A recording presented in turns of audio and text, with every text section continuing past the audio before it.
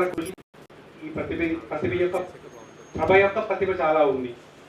చరించట్లేదు, మనలో రాక్షసత్వం అనేది బాగా పెరగట్లేదు మానవులకి.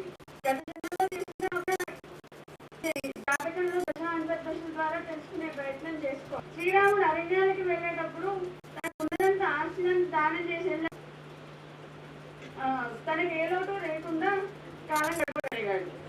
ఎవరికి ఏది ఉన్నదో దానం చేయాలి, తమ శక్తి కొద్ది దానం చేసేవాళ్ళు, డబ్బులున్న వాళ్ళు కొంచెం దానం చేసి మేము ఎంతో దానం చేసాము అనుకుంటారు. కానీ ఆశపోవడం రోగం, త్యాగం చేస్తే దానం అవుతుంది. అందరూ త్యాగం కావాలని కోరుకుంటున్నారు. అంతేకాదు భగవంతుడు మనకు ఖచ్చితంగా వసూలు చేసి కేంద్రాలు పెట్టాడు కొన్ని. ఇక్కడికి వచ్చిన తర్వాత మనం ఇవ్వలేదు అనుకుంటున్నాం పిచ్చివాళ్ళం, కానీ మనం హాస్పిటల్లో ఖచ్చితంగా ఇచ్చేస్తున్నాం, డయాగ్నోస్టిక్ సెంటర్లో ఇచ్చేస్తున్నాం, కోర్టుల్లో ఇచ్చేస్తున్నాం, జైళ్ళల్లో ఇచ్చేస్తున్నాం, అన్ని చోట్ల ఇస్తున్నాం. ఉండి సడన్గా మన కంప్యూటర్ పని చేయదు. బయటికి వెళ్తే 5,000. చేతిలో ఉండేటువంటి అద్భుతమైనటువంటి సెల్ ఫోన్ నిన్ననే కొనుక్కొచ్చుకున్నాను, పొరపాటున చేయజారింది. చిన్న యాక్సిడెంట్.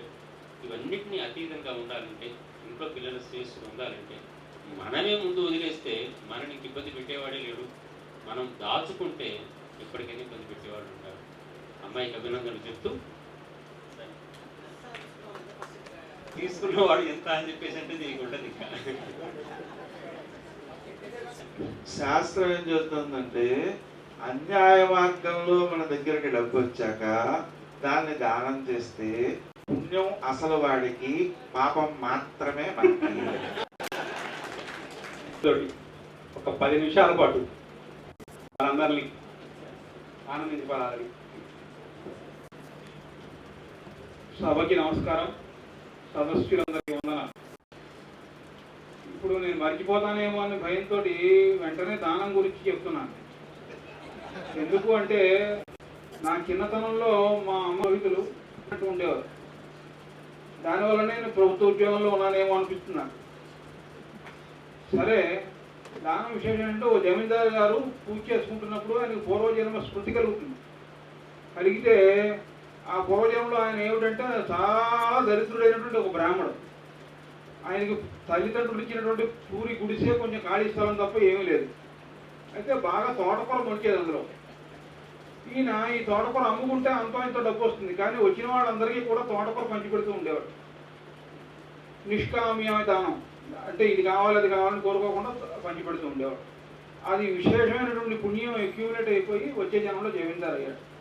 జమీందారు అయ్యేప్పుడు దగ్గర కొన్ని ఎకరాలు ఉన్నాయి, లక్షలు ఉన్నాయి. అప్పుడు వీడికి ఐడియా వచ్చింది, అంత కొంచెం తోటకూర పంచి పెడితేనే ఇంత జమీందారు అయ్యాను ఇప్పుడు అని చెప్పి, ఎంత తోటకూర పంచి పెట్టాలని చెప్పి ఒక 4 ఎకరాల్లో తోటకూర పండించి అడిగిన వాడికి మోపులు తప్పులు ఇస్తున్నాడు. ఇస్తూ ఒక ప్రశ్న అడుగుతున్నాడు, అంతకి ఇంత అయితే ఇంతకెంత అని. అంతకి ఎంత అయితే ఇంతకెంత. ఎవరు సమాధానం చెప్పట్లేదు. తోటకూర తీసుకున్న వాళ్ళు, తెలివైన వాళ్ళు కొంతమంది వాళ్ళు మార్కెట్లో కింద గట్ట అమ్మేసి ఉన్నారు. అలా ఉండగా మా ఇంటికి ఒక స్వామీజీ వచ్చాడు. ఆయన చేతిలో తోటకూర కట్టబెట్టి, స్వామి అంతకి ఎంత అయితే ఇంతకెంత అన్నాడు.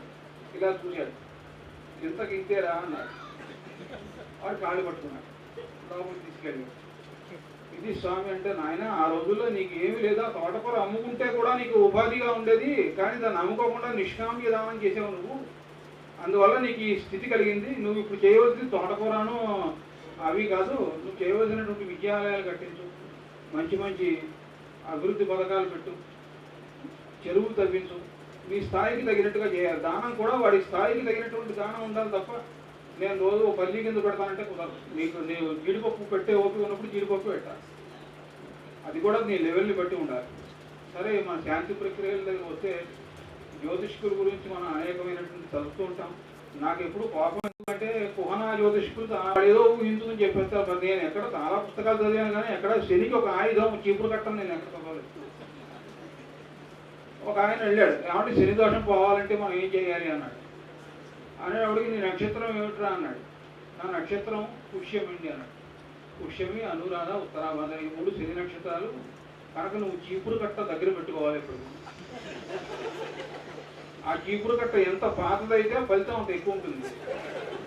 ఇంకా అక్కడి నుంచి వీడు పట్టుబట్టలు అన్ని సూట్ కేసులో పెట్టి చీపురు కట్ట పెట్టుకోవడం. ఇది సవ్యమైనటువంటి పద్ధత, మనుషుల్ని ఒక్కరి రీతిలో పంపించేట్టుకోండి. అలా కాకుండా సవ్యమైనటువంటి విధానంలో చెప్తుంటారు. ఒక్కొక్కరికి మనం చెప్పేది ఏమిటో ఐదా ఆగదు. నేను షష్ఠిపూర్తి సభలో షష్ఠిపూర్తికి కూడా కొన్ని ఛాన్సులు చేస్తాను. భీమరథ జయంతి, ఉగ్రరథ జయంతి, విజయరథ జయంతి.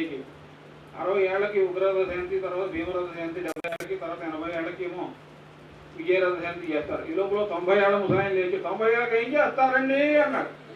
చేసేది ఏం లేదైనా ఉంటే అశాంతి, పోతే ప్రశాంతి అని చెప్పారు. సో ఇవన్నీ కూడా అనేకమైనటువంటి విషయాలు ఉంటాయి జాతకంలో. మనకు కేవలం వేళ అనుకోకుండా 5వ తారీఖు 5కి న్యూమరాలజీ ప్రకారం బుధుడు, తర్వాత ఈ మే నెలలో 5వ రోజు 5 కూడా బుధుడే, జ్యోతిష్యానికి హాస్యానికి కూడా బుధుడే కారకుడు. తర్వాత ఇంకొక విశేషం ఉంది వేళ, మీకు తెలియదు, వేళ ప్రపంచ హాస్య దినోత్సవం. ఆ సందర్భంగా గురువు గారి దగ్గర నేను ఈవేళ ఈ భాషణం చేయడానికి రావటం, తర్వాత అనేకమైనటువంటి విషయాలు చెప్పాలంటే 1 గంట పట్టేస్తుంది. 1 గంట సేపు పడుతుంది మొత్తం ఉపన్యాసం ఇవ్వాలంటే. ఎందుకంటే ఒక్కొక్క భావానికి మొత్తం 12 భావాలు ఉంటే భావానికి 12 జోకులు చెప్పిన 12 భావాలకి 12 జోకులు చెప్పాలి. ఇప్పుడు సప్తమం ఉందనుకోండి, సప్తమంలో భార్య చలాకీది అయితే ఎలా ఉంటుంది? భార్య చాలా హుషారు. ఒక ఆయన బాగా గంటల తరబడి పూజ చేస్తున్నాడు. పెళ్ళాం అడిగింది, ఏమిటండి ఎప్పుడు లేని ఇంత పూజ చేస్తున్నారు, మీరు ఏదైనా శాంతి విధానాలు తీసుకొచ్చారు ఏమిటని. ఏమి లేదే, నా శత్రువు చచ్చిపోవాలని చేస్తున్నాను అన్నట్టు. మీరు ఎన్ని పూజలు చేసినా నేను ఎప్పట్లో పోనండి అని. భార్య చలాకీతనం. ఇక భార్య అమాయకత్వం ఎలా ఉంటుంది? సప్తమంలోనే ఇది కూడా, సప్తమ భావంలో అమాయకత్వం. ఒక ఆయన అన్నట్ట, పెళ్లి చేసుకుందాం మన ఇద్దరం, పెళ్లికి ముందు మనసు విప్పి మాట్లాడుకోవాలి కదా అని చెప్పి, అందులో పెళ్ళి అయిన తర్వాత మాట్లాడుకుందాం, మళ్ళీ నేను మాట్లాడింది మీకు నచ్చుతుందో అన్న. సరే పెళ్ళి అయింది, ఆ గుళ్ళోకి తీసుకెళ్ళాడు. మనం సంసారం మొదలెట్టే ముందు మన మనసులు విప్పుకోవాలి కదా అన్నాడు. చెప్పండి, నువ్వు ఏం లేదు, నువ్వు చాలా అందంగా ఉంటావే, నువ్వు అటు సైడు అలా తిరిగి కూర్చుంటే చక్కగా నీ ముక్కు ఇందిరాగాంధీ ముక్కులాగా సూటిగా ఉంది, నాకు ఎంతో ఇష్టం అంటే. నాకు తెలియదు అవు ఇందిరాగాంధీ అవి నువ్వు అని. ఫోన్లే, నువ్వు నడిచొస్తుంటే హంసలా నడిచొస్తున్నావు అన్నాడు. ఈ హంసలు బాధలు నాకు తెలియవు బాబు అని. ఫోన్లే, నువ్వు మాట్లాడితే కోకిల్లా ఉన్నావే అన్నాడు. ఏమో ఈ కోకిల్ నాకు తెలియదండి బాబు. ఇవన్నీ తెలియాలి ఏమిటో మనం సంసారం చేసుకుందుకు. హాయిగా మన మనసులు ఆనందంగా అర్థంగా ఉంటే చాలు. నువ్వు పెళ్ళికి ముందే ఎవరైనా ప్రేమించావా అని అడిగాడు. అంటే ఆవిడది నాకు లెక్కలు తెలియవు బాబు అని. ఇది అమాయిగా. అలాగే భార్యకి నిర్లక్ష్యం ఉంటుంది కొంతమంది. భర్త చెప్పింది పట్టించుకోకుండా, భర్తకి అనారోగ్యం చేస్తే హాస్పిటల్లో తీసుకెళ్ళాడు. డాక్టర్ గారు చూశాడు, చూస్తే నాడి అందట్లేదు. ఏమో ఈయన పోయినట్టు అనుమానంగా ఉందమ్మా అన్నాడు. కానీ బతికే ఉన్నాడు వాడు. కొంచెం స్పృహ తెచ్చుకుని చంపేస్తారేమో అని చెప్పి, లేదు నేను బతికే ఉన్నానే అన్నట్ట ఆవిడతోటి. ఊరుకోండి, మీకు డాక్టర్ గారు కన్నా ఎక్కువ తెలుస్తున్నా మీకు అంటారు. సో ఇలా అలా వాక్ స్థానం వల్ల కొన్ని దోషాలు ఉంటాయి. వాక్ స్థానంలో దోషం వల్ల వచ్చేటటువంటి హాస్యం ఎలా ఉంటుంది అంటే, ఒక ఆయన అన్నాడు, ఒక అటెండర్ ఉన్నాడు, అరే మీటింగ్ పెడుతున్నాను రా, ఎవరో 4 లేడీస్ వస్తారు, కొంచెం వాళ్ళతో గౌరవంగా మాట్లాడు అని చెప్పి వెళ్ళారు. వెళ్ళి వచ్చేటప్పటికి వీడు మళ్ళీ మీటింగ్ని వచ్చేటప్పటికి అటెండర్ చొక్కా చిరిగిపోయింది, బుద్ధులు గుద్దేశారు, మొత్తం మొహంతో పసరైపోయింది. ఏమిరా ఏమైనా?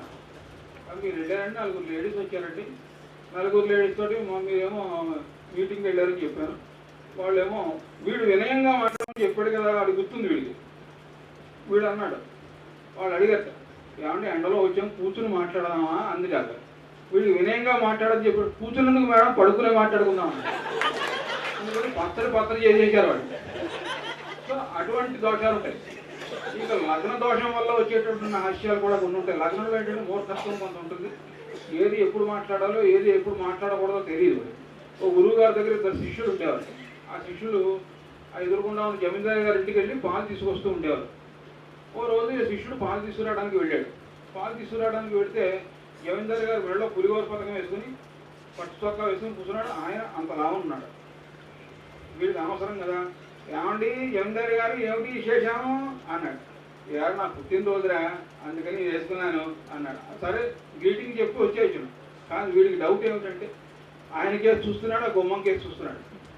ఆయన కేసు చూస్తున్నాడు, ఆ గుమ్మం కేసు చూస్తున్నాడు. ఏమిట్రా ఆ గుమ్మం కేసు చూస్తున్నావు అని అక్కడ ఏదైనా ఉందా? ఏం లేదండి, మీరు చూస్తే ఇంత లా ఉన్నారు, ఆ గుమ్మం చూస్తే అంత చిన్నగా ఉంది, పోతే ఎలా పట్టుకెడతారు మిమ్మల్ని అని అడిగారు. అంటే వాడి కోపం వచ్చింది, చితక్కొట్టి పంపించాడు. తర్వాత వీడి శిష్యుడు వచ్చాడు. వాడి ఫ్రెండ్ గురువు గారికి ఇద్దరు శిష్యుడు కదా, వాడు వచ్చాడు.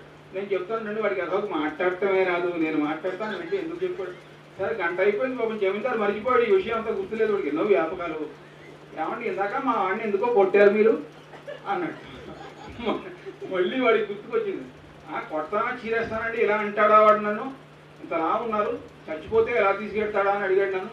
ఇవాళ నా పుట్టినరోజు కూడా పైగాను అలా మాట్లాడటం తప్పు కదా అన్నాడు. చాలా తప్పండి అలా మాట్లాడవాడు, తెలియదు ఎలా అజ్ఞానం వాడికి, పోతే పట్టకపోతే ముక్కల కింద పోతు తీసుకెళ్తారు కానీ అలా కొట్టుకెళ్తారా అని. సో ఇటువంటివి ఇలా 12 భావాలకి 12 రకాలైనటువంటి ఆర్టిక చతురస్సు పెరిగిపోతుంది. అయితే గురువు గారు మాకు ఇచ్చినటువంటి సమయం చాలా ప్రేమ. సివిపి పూర్ణి గారికి ఎప్పుడైనా పలకరిస్తే ఆనందంగా పలకరిస్తారు. చక్కగా మిమ్మల్ని అందరినీ కూడా నవ్వించేటటువంటి ఇంకో 5 నిమిషాలు చెప్పాలట వారికి, తప్పకుండా చెప్తాం.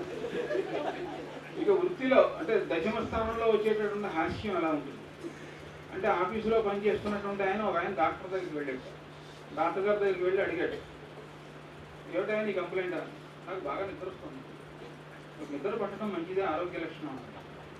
కానీ పడుకున్నప్పుడు కాళ్ళు చేతులు తాపుకుని పడుకోవాలనిపిస్తుందండి అన్నాడు. అలాగే పడుకోవాలి, బ్లడ్ సర్క్యులేషన్ బాగా అవుతుంది అన్నాడు. మరి అన్నీ బాగానే ఉన్నాయి, ఇక నీకు సమస్య ఏమిటంటే నా ఆఫీస్ వాళ్ళు ఒప్పుకోవట్లేదు. ఇలా ఇక పంచమంలో కనుక వస్తే 5వ స్థానంలో కూడా హాస్యం. పిల్లలు, అక్కడ పిల్లలు, మంత్రోపదేశం అన్నీ కూడా. ఒక గురువు గారు తండ్రి అన్నట్ట ఇలా శాంతి విధానంలో వచ్చి సభకు వచ్చి సంధ్యావందనం నేర్చుకుందామని కుర్రాడికి బుద్ధి పుట్టి తండ్రి దగ్గరికి వెళ్ళాడు. జగమర్తి లక్ష్మీ నరసింహం గారి జోకి వెళ్ళి, నాన్న సంధ్యావందనం నేర్పవా అన్నట్ట. అంటే చాచిపెట్టు లెఫ్టే కొట్టాడు. ఇదేమిటి నాన్న అలా కొట్టేవని అన్నట్ట. లాస్ట్ ఇయర్ నీకు ఒడుగు చేశాను, నీకే గుర్తు లేకపోతే 50 ఏళ్ల క్రితం చేసుకున్నవాడు నాకు గుర్తున్నాను. తర్వాత 5వ స్థానంలో పిల్లల యొక్క డిసిప్లిన్. ఆ పిల్లవాడు ఒకడు సిగరెట్ కాల్చుకున్నట్టు, 9th క్లాస్ పిల్లాడు.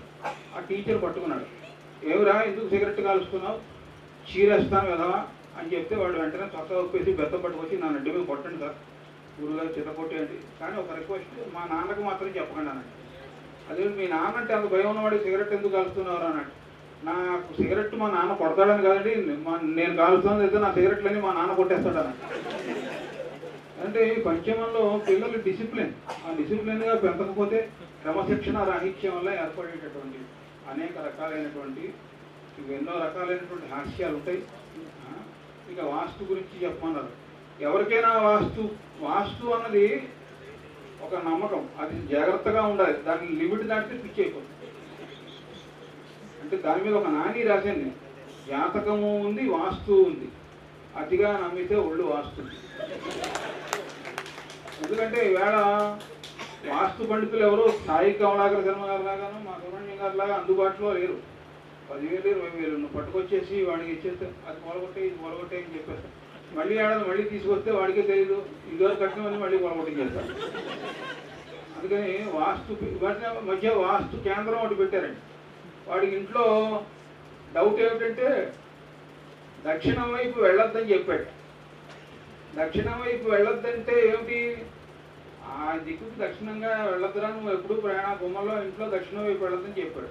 వీడికి డౌట్ ఏమిటంటే ఆఫీసు దక్షిణంలో ఉంది, వెళ్ళాలా వద్దా, వెళ్ళాలా వద్దా అంటే ఏమిటి పరిష్కారం మరి మామూలుగా చెప్పరు. 2,000 ఇస్తాను, 2,000 ఇస్తే నేను చెప్తాను. ఆ 2,000 పుస్తకం చెప్పాడు. నువ్వు దక్షిణంకి వెళ్ళి ఆఫీస్ ఉంది కనుక రోజు మానేస్తే కుదరదు, 6 నెలల మించి లీవులు ఉండవు నువ్వు. అందువల్ల నువ్వు తెల్లవారుజాముని సూర్యోదయానికి అంటే నువ్వు 4:30కే లేవాలి. లేచి తూర్పుగా 20 కిలోమీటర్లు వెళ్ళి దక్షిణంలో ఉన్న ఆఫీసుకు రావచ్చు. అది చెయ్యలేను అనుకుంటే మీ ఆఫీసర్తో మాట్లాడుకుని సోమవారం అంటే మంగళవారం వెళ్ళొద్దన్నాడు దక్షిణ వైపు. సోమవారం రాత్రి ఆఫీసులో పడుకుని మంగళవారం ఆఫీసులో పని చూసుకుని రావచ్చు.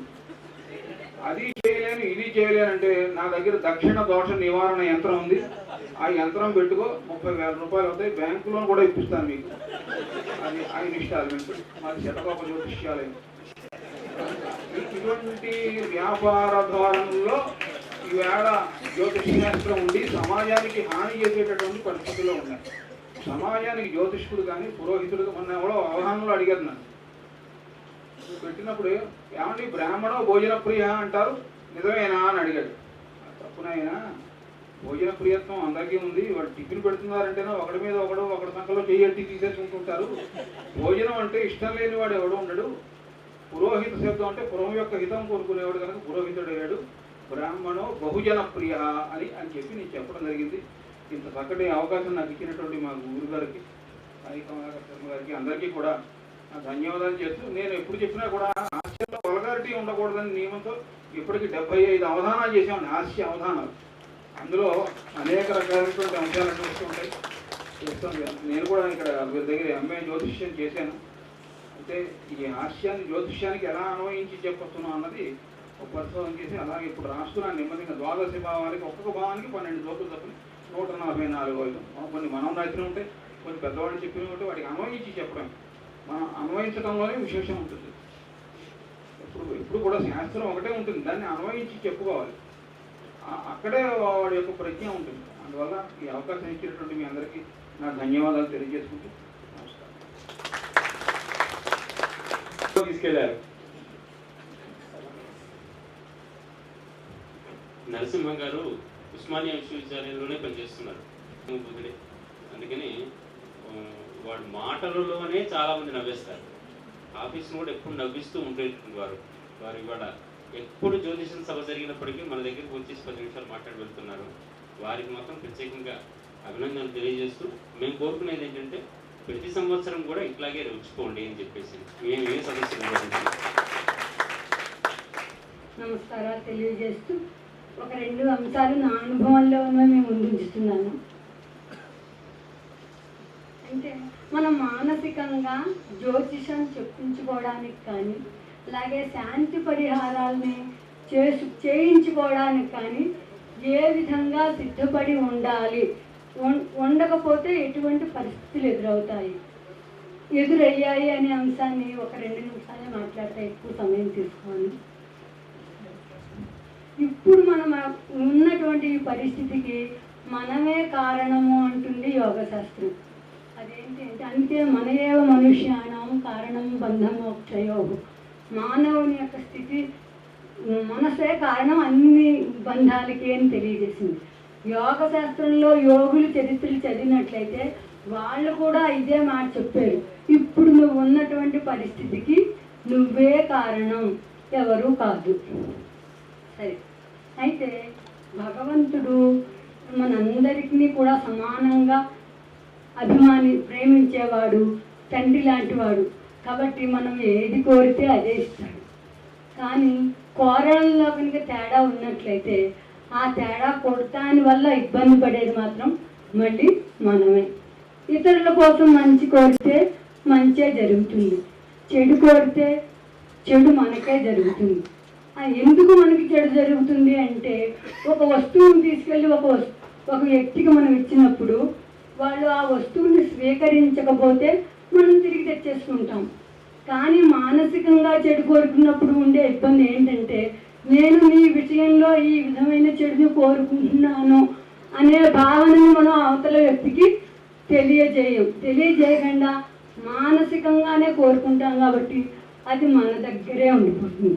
అందువల్ల ఆ మానసికమైనటువంటి చెడు భావన ఏదైతే ఉందో అది మనకే ఇబ్బంది పెడుతుంది అని చెప్పడానికి మూల కారణం అది. అందువల్ల ఏం చేశారు, మనకి సాధారణంగా విద్య పూర్వకాలంలో వేద విద్యలు ఉండేవి.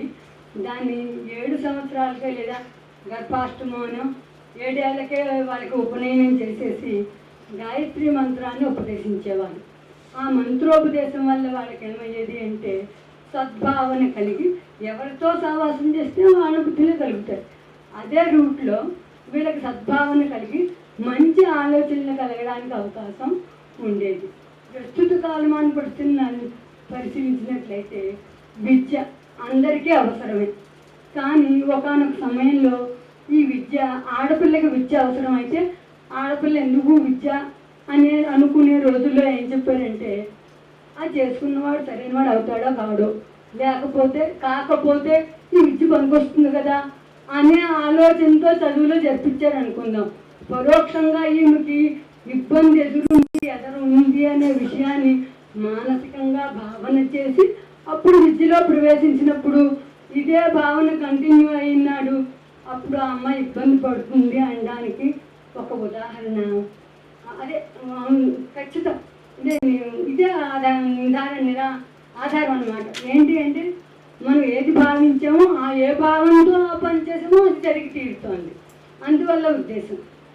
అలాగే ఇంకోసారి చెప్తాను, హిరణ్యకశిపుడు తపస్సు వెళ్తుంటేను అతనికి నారాయణ యొక్క పేరు గుర్తొచ్చిందని అతడు తిరిగి వచ్చేసాడని, ఆ కారణం చేత అతడు తర్వాత మళ్ళీ తపస్సుకి వెళ్ళిన ఇదే ఆధారం అన్నమాట. ఏంటి అంటే మనం ఏది భావించామో ఆ ఏ భావంతో ఆ పని చేసామో అది జరిగి తీరుతోంది, అందువల్ల ఉద్దేశం. అలాగే ఇంకోసారి చెప్తాను, హిరణ్యకశిపుడు తపస్సు వెళ్తుంటేను అతనికి నారాయణ యొక్క పేరు గుర్తొచ్చిందని అతడు తిరిగి వచ్చేసాడని, ఆ కారణం చేత అతడు తర్వాత మళ్ళీ తపస్సుకి వెళ్ళిన సందర్భంలో అతడికి విష్ణు భక్తి కలిగినటువంటి కుమారుడే కలిగాడని, అంటే ఆ రాత్రి అతనికి సంతానోత్పత్తికి అవకాశం కలిగింది అనే ఉద్దేశంలో ఒక చమత్కారంగా చెప్తాను. చెప్పినప్పటికీ కూడా మూల కారణం మాత్రం చెడు భావన ఏదైతే ఉందో అది కార్యరూపం దాలుస్తోంది అని చెప్తున్నాను. అంటే అది ఇది ఒక విషయం. ఇంకోటి, ఎటువంటి చదువు చదవాలి, ఎక్కువ డబ్బులు వచ్చేదా, ఎక్కువ డబ్బులు వచ్చేది అన్నప్పుడు వాడి దృష్టి ఎన్ని మీద ఉంటుంది, ఈ చదువు చదివిస్తున్నాను, ఇందులో చేర్పించారు, ఇది ఎక్కువ జీతాన్ని ఇస్తుందా ఇవ్వదా అనే ఆలోచన ఒకటి ఉంటుంది. చదువు ఏ విధంగా ఉండాలి అంటే సమస్య పరిష్కార శక్తిని మనకి అందించేదిగా చదువు ఉన్నప్పుడు అది ఏ చదువైనా ఏ సమస్యనైనా పరిష్కరిస్తుంది. కాబట్టి అటువంటి ఆలోచనతో కూడి చదివించినప్పుడు అన్ని చదువులు మంచివే. అనేప్పుడు కాలమాన పరిస్థితిని బట్టి ఏ చదువు ఎవరికి మంచిది, ఎవరికి లాభిస్తుంది అనే నిర్ణయం తీసుకునే అవకాశం మనకి జ్యోతిషం కల్పిస్తోంది. కాబట్టి దాని ఆధారంతో మనం విద్యలో పిల్లల్ని ప్రవేశపెట్టుకోవచ్చు. ఇంకొక విషయం, ఉద్యోగం దగ్గరికి వస్తే చాలా తిరిగి ఉద్యోగం సంపాదిస్తారు. చేరిన దాకా ఉండి చేరాక అమ్మాయి అనుకుంటారు. అప్పుడు ఏమనిపిస్తుంది, ఇంతకాలం బోర్డు కష్టపడ్డాం, ఇప్పుడు ఉద్యోగం వచ్చింది, అమ్మాయి ఇంకా సుఖపడచ్చు అనే భావన కలిగిందో అప్పుడు ఏమవుతుంది, అవతల అధికారికి ఈ వ్యక్తి సుఖపడాలని కోరుకుంటూ ఉంటాడు.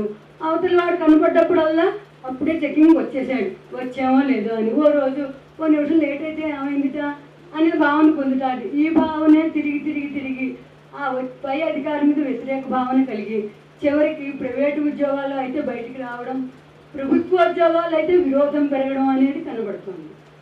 ఇంకొక విషయం తీసుకున్నట్లయితే ఆరోగ్య విషయం. జ్యోతిష్కుడి దగ్గరికి జాతకానికి వెళ్తే వాళ్ళు చెప్పింది రైట్ అయి తీరుతుంది అన్న సందర్భంలో ఏమైంది, జాతకం వాళ్ళు ఇంకా నెల రోజుల్లో నువ్వు చచ్చిపోతావని చెప్పినప్పుడు అతడికి అంతవరకు ఆనందంగా ఉన్నవాడు కరెక్ట్గా నెల అయ్యేప్పుడు చచ్చిపోయాడు. నెల క్రితం ఆనందంగా ఉన్నవాడు నెల రోజుల్లో ఎందుకు చచ్చిపోయాడు, నీకు దశ బాగుండలేదని.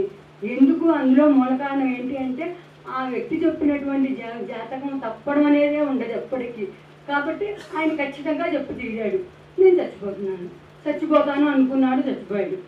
అదే కరెక్ట్గా జాతకం చెప్పి దాని శాంతి విధానాన్ని చెప్పిన సందర్భంలో ఇప్పుడు పరిస్థితి బాగుండలేదు, జాతకంలో దోషం ఉన్నమాట వాస్తవమే, కాబట్టి ఈ శాంతి చేసుకుంటే ఈ పరిహారం జరుగుతుంది, ఈ విధంగా ఈ పరిహారాన్ని నువ్వు చేసుకో, అప్పుడు నీకు ఈ ఇబ్బంది నుండి నువ్వు తొలగిపోతావు అన్నప్పుడు అతడికి పరోక్షంగా ఆయన చాలా పీడున జాతకుడే కదా, దోషం ఉన్నా కానీ మనం బయటపడతామని చెప్పారు కదా, కాబట్టి మనం బయటపడతాం అనే భావనతో అవతలవాడు అది చెప్పించుకున్నవాడు ఉంటాడు.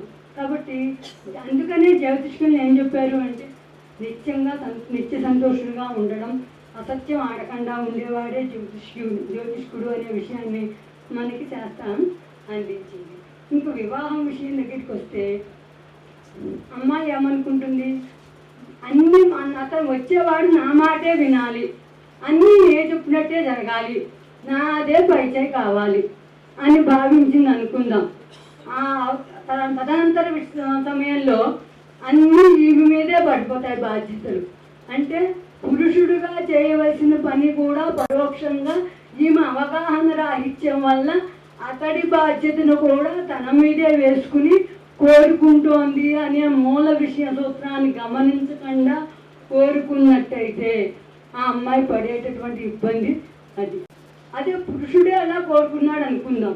మామూలుగా సమాజంలో పురుషుడు ఎంత కష్టమైనా సరే సంసారాన్ని పోషించాలి, లోకంలో అందరూ చేసేటటువంటి పనే ఇది. కాబట్టి అంత బాధ్యత పురుషుడి మీదే పడ్డప్పుడు ఆ భావన పురుషుడు పొందడు. కోరుకున్నాక తను కోరుకున్నట్టు జరిగిన ఆ స్త్రీ తర్వాత ఆ విషయంలో ఇబ్బందిని పొందుతుంది. కాబట్టి ఈ విధమైన ఆలోచన విధానాల్ని మనకి జాగ్రత్తగా ఆలోచించి కోరుకుని తద్వారా ఆ కోరికల్ని మంచి భావనతో మంచి ఆలోచనలతో శాంతి విధానాన్ని వాటిని చేయించుకున్నట్టయితే మనం మంచి ఫలితాలని పొందుతాం. ఇంకొక విషయం, ఒక ఆమె నాకు చాలా తెలిసిన వాళ్ళు, సరే 30 ఏళ్ళ నుంచి ఒకే ఇంట్లో ఉంటున్నాము, ఇప్పుడు మాకే ఆ ఇల్లు అయిపోతుంది, మాదే అవ్వాలి ఆ ఇల్లు కావాలంటే నాకు ఏం చెప్తావో చెప్పమని ఫోన్ చేశాడు. ఎవరో జాతకం చెప్తానని తెలిసి, అయితే నాకేం చెప్పాలో తోచలేదు మొదటి రోజు. సరే నేను చెప్తానండి అని చెప్పి పెట్టేసాను. కానీ మనకి సుమంతో కార్తవీర్యార్జునాయ నమః అంటే అది కోరిన కోరికని సిద్ధిస్తుంది అనే భావన ఉంది. కానీ ఆ మాట వినగానే నాకు చాలా బాధ కలిగిపోయింది. నేను ఈ విషయం చెప్పి ఈ మంత్రం ద్వారా ఆవిడ అనుకున్న రిజల్ట్ని పొందినాడు. అసలు గృహస్థు ఎంత బాధపడతాడు. ఓ రోజంతా రాత్రి అంతా ఆలోచించా. తెల్లారప్పటికి ఒక అవగాహన కలిగింది. కొంచెం దైవ ప్రార్థన చేసుకున్నా. ఇద్దరికి ఇబ్బంది లేకుండా ఉండే భావన ఏది అని ఒక్కసారి ఆలోచన తట్టింది. దొంగ బుద్ధిని నివారించడం అనే లక్షణం కూడా ఉంది కదా సుమంతుని కార్తవీర్యార్జున యొక్క జపమంత్రంలో. కాబట్టి ఆవిడిని ఆ ఇల్లు దోచుకోవాలనే బుద్ధి పోవాలి అని గట్టి భావన చేసి అప్పుడు ఆవిడికి మొన్నాడు ఫోన్ చేసినప్పుడు చెప్తే ఈ తదనంతరంలో వాళ్ళు ఇల్లు కట్టుకున్నారు. ఆ ఇల్లుని మాత్రం వాళ్ళు అవతల వాళ్ళకి ఇచ్చేసారు.